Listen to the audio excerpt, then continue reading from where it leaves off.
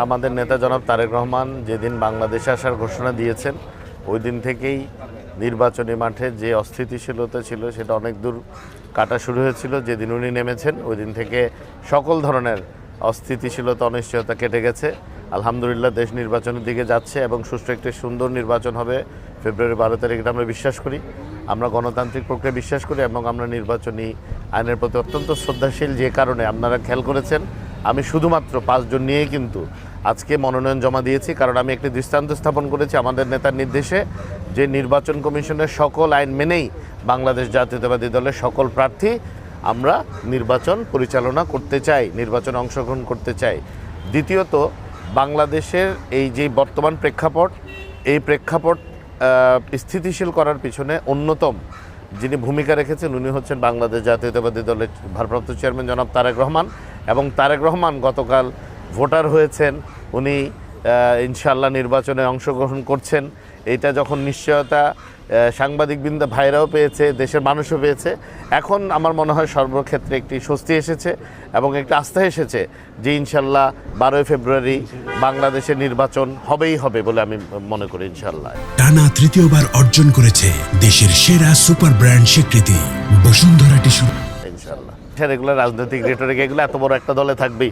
বাংলাদেশ জাতীয়তাবাদী দলে একজন না, এক আসনে 4-5 জন করে খুবই যোগ্য এমপি প্রার্থী আছে, তারা বলছে। কিন্তু আমি বিশ্বাস করি তারা দলকে ভালোবাসে, আমরা সবাই আমাদের দলকে ভালোবাসি।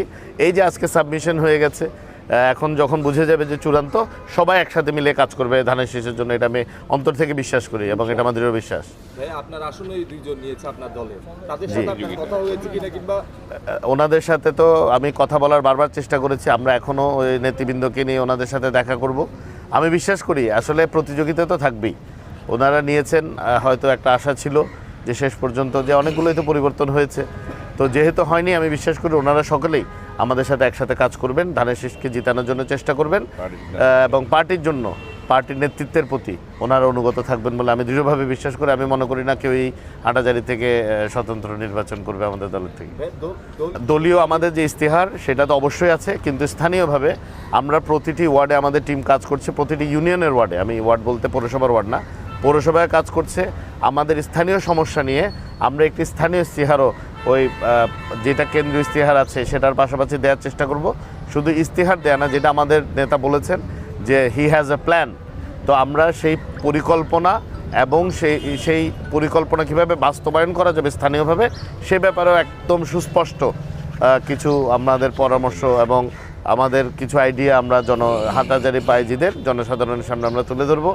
আশা করি ওনারা অতীতে 17 বছর আমার উপর বিশ্বাস রেখেছেন, ধানের শীষের উপর বিশ্বাস রেখেছেন। আশা করতে চাই 12 তারিখও ইনশাআল্লাহ ওনারা আমাদের উপরে বিশ্বাস রাখবেন।